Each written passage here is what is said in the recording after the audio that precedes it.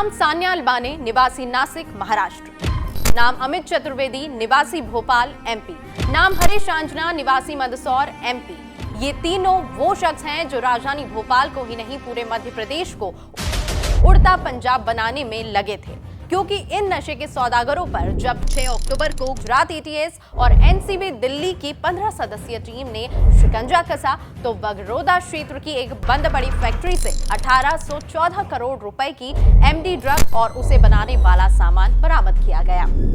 इतनी बड़ी मात्रा में ड्रग की खबर से भोपाल पुलिस ही नहीं, देश की राजधानी दिल्ली तक हिल गई, क्योंकि इस रेड की भनक किसी को भी नहीं थी। बस कार्रवाई के दौरान भोपाल की कटारा हिल्स पुलिस कवर देने फैक्ट्री के बाहर तैनात थी। दिल्ली नार्कोटिक्स और गुजरात एटीएस के अधिकारियों का फैक्ट्री में बिना मास्क के चंद सेकंड में दम घुटने लगा। तब केमिकल रेजिस्टेंस मास्क लगाकर जांच की गई। मौके से सान्याल बाने और अमित चतुर्वेदी को गिरफ्तार किया गया, जबकि तीसरे आरोपी को मंदसौर से गिरफ्तार किया गया। 4 अपराध इसके ऊपर ऑलरेडी दर्ज है और इसी आधार पर इसकी जमानत कैंसिलेशन के लिए लगाया गया था।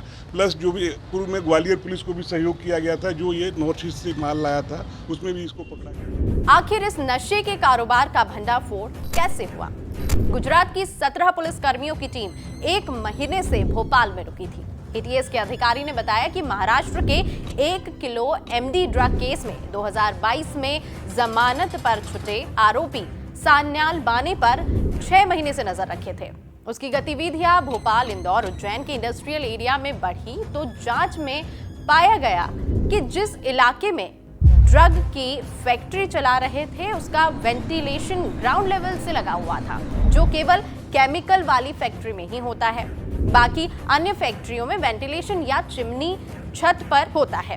इस तरह से गुजरात एटीएस देश की सबसे बड़ी ड्रग प्रोसेसिंग फैक्ट्री तक पहुंची।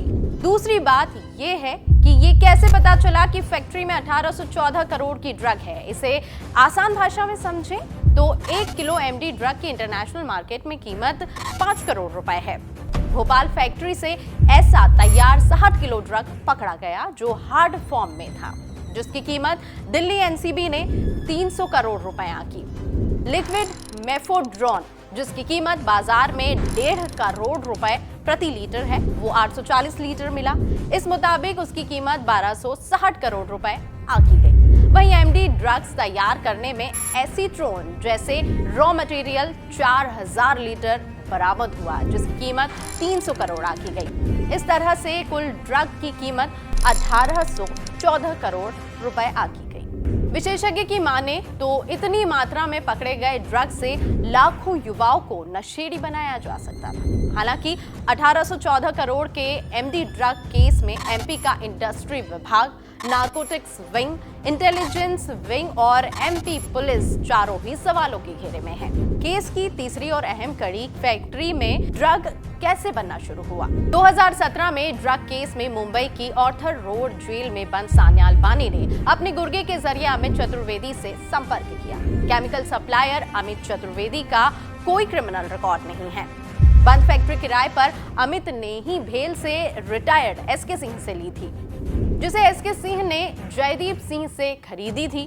भोपाल पुलिस ने फैक्ट्री मालिक एसके सिंह को गिरफ्तार कर लिया है। साबुन की फैक्ट्री बनाने के नाम पर परमिशन इनसे ली, इनके द्वारा जो बताया गया है, बाकी पुलिस उसको वेरीफाई कर रही है। कुल मिलाकर साबुन फैक्ट्री के नाम पर ड्रग प्रोसेसिंग फैक्ट्री चलाई जा रही थी। 8 अक्टूबर को ड्रग फैक्ट्री से जुड़ी एक और किराए पर ले रखी दुकान का पुलिस ने ताला तोड़ा, जिसे आरोपी अमित चतुर्वेदी ने रापड़िया चौराहे पर विष्णु पाटीदार से ले रखी थी। यहाँ 30 लाख का केमिकल रॉ मटेरियल मिला, जिससे 200 से 300 करोड़ की एमडी ड्रग तैयार की जाती थी। पुलिस पूछताछ में सामने आया कि अमित रात के अंधेरे में यहां से सामान गाड़ी में भरकर बगरोदा फैक्ट्री में ले जाता था।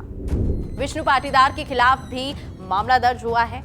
अब इस केस के मुख्य किरदारों की कड़ी मिलाए तो सामने आता है कि सान्याल बाने, जिसने नशे के कारोबार को फैलाने के लिए पूरी फंडिंग कराई, केमिकल सप्लायर अमित चतुर्वेदी ने फैक्ट्री का बंदोबस्त कराया, अब तीसरा आरोपी मंदसौर का हरीश अंजना, जो अहम कड़ी था, ये ही फैक्ट्री में बनने वाले ड्रग को मंदसौर के रास्ते दूसरे राज्यों में सप्लाई करता था, जो राजनीतिक रसूख भी रखता है। नारकोटिक्स पूछताछ में हरीश ने इस नशे के धंधे के मास्टरमाइंड शोएब लाला का नाम लिया है, जिसकी तलाश में एजेंसियां लगी हुई है। बड़ी मात्रा में ड्रग पकड़े जाने के बाद भोपाल के बाद इंदौर में संचालित फैक्ट्री की जांच जिला प्रशासन करेगा।